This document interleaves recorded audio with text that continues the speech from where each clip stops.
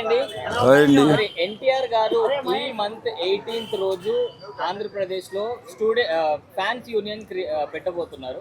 So NTR గారు future లో political entry ఇవ్వబోతున్నారు అని చెప్పి వార్తలు వినిపిస్తుంది. ఒకవేళ ఎన్టీఆర్ గారు పొలిటికల్ ఎంట్రీ ఇస్తే పవన్ కళ్యాణ్ గారికి ఏమన్నా లాస్ అయ్యే ఛాన్స్ ఉందంటారా, డ్యామేజ్ జరిగే ఛాన్స్?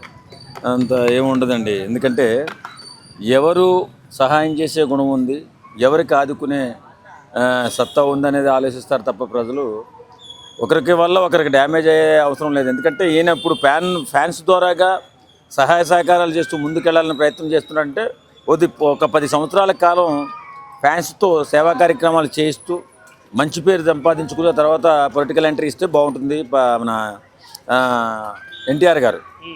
పవన్ కళ్యాణ్ గారు ఆల్రెడీ సేవలు చేసుకుంటూ ఎన్నో సహాయ సహకారాలు ప్రజలకు చేస్తూ ఆయన అధికారంలో లేకపోయినా ఆపదలో ఉన్నటువంటి కుటుంబాలను ఆదుకుంటూ ఆయన ఒక సందర్భంలో వైఎస్ఆర్ కాంగ్రెస్ పార్టీ అధికారంలో ఉన్నప్పుడు అధికారం లేకపోయినా 3,000 మంది రైతులకి, చనిపోయినటువంటి రైతులకి ₹1,00,000 చొప్పున సహాయం చేసి ఆయన రైతుల్లో దేవుడు అనిపించుకున్నాడు. ఆ రకంగా పొలిటికల్ ఎంట్రీ ఇచ్చి కొన్ని సంవత్సరాల పోరాటం తర్వాత ఈవేళ పవన్ కళ్యాణ్ గారికి అధికారం వచ్చింది.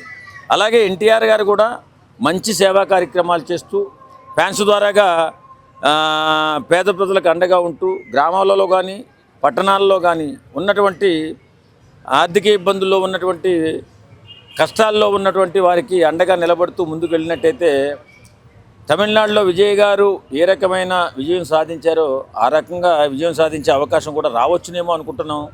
ఖచ్చితంగా ఎన్టీఆర్ లాంటి వాళ్ళు రాజకీయాల్లోకి రావాలా అంటే ఆంధ్ర ప్రజలు కూడా ఎన్టీఆర్ గారు రాజకీయాల్లోకి రావాలి, సీఎం అవ్వాలి, వాళ్ళ తాతగారు చరిష్మా మళ్ళీ పొలిటికల్ దాంట్లో మళ్ళీ ఒకసారి రావాలని చెప్పి కోరుకుంటున్నారు. సో రావాలని అందరూ కోరుకుంటారు. కానీ తాతగారి చరిష్మాలాగా ఈయన దగ్గర ఆ సహాయ గుణం ఉందా, పేద ప్రజలను ఆదుకునేటటువంటి ఆలోచన ఉందా, ఇవన్నీ కూడా గమనిస్తారండి. ఒక తాతగారి వల్ల మనవడికి ఇచ్చేసే అధికారం ఇవ్వరు. ఇతరులలో సత్తా ఉంటే ఖచ్చితంగా ఎన్టీఆర్ కూడా రాజకీయాల్లో రాణించే అవకాశం ఉంటుంది. తెలుగుదేశం పార్టీ వాళ్ళ తాతగారిది కాబట్టి ఆయన ఏదైనా తెలుగుదేశం పార్టీ తరఫున వస్తాడా లేకపోతే వేరే పార్టీ తరఫున వస్తాడా చెప్పలేం. కాబట్టి కొత్త పార్టీ పెట్టి మరి ఆయన ఏ రకంగా ఆ పార్టీని డెవలప్ చేసుకుని ముందుకు వస్తాడో ఎవరికి తెలియదు.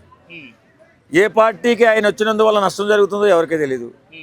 కాబట్టి మనం ఫలానా జరుగుతుంది ఫలానా జరగదని మనం చెప్పడానికి ఏం లేదు. కాకపోతే శుభ పరిణామం, ప్రజల పట్ల ప్రజల మీద ప్రేమతో పార్టీ పెట్టాలని ఆశించడం ఆలోచించడం కూడా మంచిదే. ఎందుకంటే వాళ్ళ తాతగారి పోలికలు ఉన్న వ్యక్తి ఆ తాతగారిలాగా ఏదైనా కొత్త ఆలోచన చేసి పేదవాడికి అండగా నిలబడి పేదవాడిని అండగా నిలబడాలి నాయకుడు అనేవాడు అని చెప్పి గట్టిగా నిరూపించింది పాత ఎన్టీఆర్ గారు. ₹2 కిలో బియ్యం కానీ ఇలాంటి ఎన్నో సేవా కార్యక్రమాలు చేసి దేవుళ్ళ మిగిలిపోయాడు. అలాగే ఈయన కూడా మంచి చేస్తే రాజకీయాల్లో నిలబడతాడు. అంటే పవన్ కళ్యాణ్ గారికి రావడానికి చాలా ఇయర్స్ పట్టింది. సో ఆఫ్టర్ 10 years తర్వాత ఎన్టీఆర్ గారు పొలిటికల్ ఎంట్రీ ఇవ్వబోతున్నారని చెప్పి తెలుస్తుంది కదా, మరి ఆయనకు మళ్ళీ ఎన్ని ఇయర్స్ పడుతుంది అంటారు? పడుతుందండి. రాజకీయాల్లో నెగ్గాలంటే సహాయ సహకారాలు, స్వార్థం లేని గుణం, దోసుకు తినాలనే ఆలోచన లేని వాళ్ళు మాత్రమే రాజకీయాల్లోకి వస్తే నెగ్గగలుగుతారు.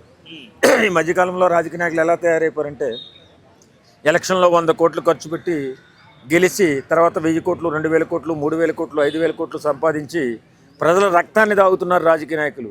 అలా కాకుండా మంచి మనస్సుతో సేవా గుణంతో రాజకీయాల్లోకి వచ్చినట్లయితే ఎన్టీఆర్ గారు కూడా విజయం సాధించే అవకాశం ఉంటుంది.